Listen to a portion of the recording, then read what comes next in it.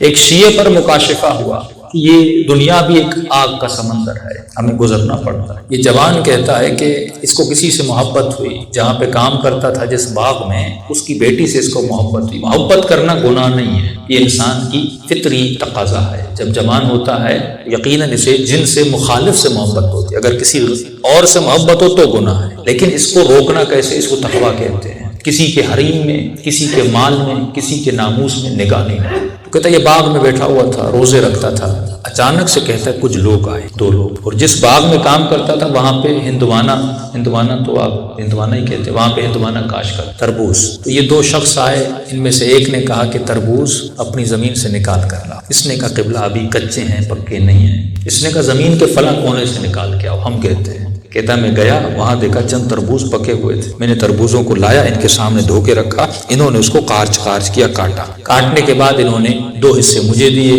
ایک حصہ خود لیا، ایک حصہ جو ان کے ساتھ غلام تھا اس کو دیا، کھا کے گئے اور کہا کہ انشاءاللہ خدا تیری حاجت کو پورا کر دے۔ اس کی حاجت یہ تھی کہ مجھے اپنے آقا کی بیٹی سے شادی ہو جائے۔ کہ یہ چلے گئے۔ اتفاق سے جس کے باغ میں کام کرتا تھا اس کی بیٹی روز کھانا لے کر آتی تھی، وہ کھانا لے کر آئی۔ اب میں نے 2 رکھے تھے جو کاٹ کے دے کر گئے تھے، ایک میں نے اس خاتون کو دیا۔ وہ خاتون بھی اتنی متقی اور پرہیزگار تھی، انہوں نے کہا کہ یہ جو شخص آیا تھا تو نے اس کو پہچانا نہیں؟ کہا نہیں۔ کہا یہ حضرت امیر تھے، مولا متقیان تھے۔ کہ جیسے سنا یہ بھاگا، خاتون کو چھوڑ کے علی کے پیچھے بھاگا، کہ مولا کے پیچھے بھاگا۔ کہتا مجھے وہ غلام نظر آیا، میں نے اس سے پوچھا وہ آپ کے ساتھ تھا، وہ کہاں تھا؟ کہ وہ تو چلے گئے، اس راستے سے گئے۔ اب کہتا میں دوڑتا ہوا گیا، مجھے ایک دریا نظر آیا جو آگ کا دریا تھا، اس آگ کے اس طرف علی ابن ابی طالب نظر آ رہے تھے۔ اب یہاں پہ اس کا وقت امتحان تھا کہ مولا تک پہنچنا تو چاہتا تھا، بیچ میں رکاوٹ کیا تھا؟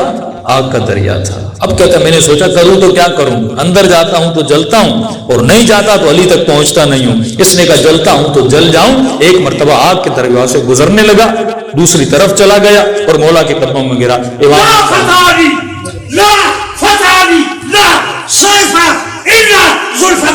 تلوار علی کا ہے، دست تیرا حسین کا ہے، کھڑائی طاغوت حسین کے تلوار سے بچ نہیں سکتا۔ نعرہ حیدری۔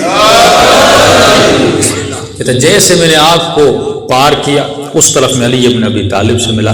امام نے کہا جو دنیا کو پار کر کے آئے، دنیا ایک آگ ہے، جب تک کوئی اس سے گزرتا نہیں تب تک اہل بیت تک پہنچتا نہیں ہے۔ اب یہ آگ کبھی اولاد کی صورت میں ہے، کبھی بیوی کی صورت میں ہے، کبھی مال کی صورت میں ہے۔ جب تک اس آگ کے اندر انسان پک کے باہر نہیں نکلتا تب تک علی کے راستے تک نہیں پہنچ سکتا۔ ابراہیم اس آگ سے پار ہو کے نکلے، عمر کتنی ہے؟ 17-18 سے۔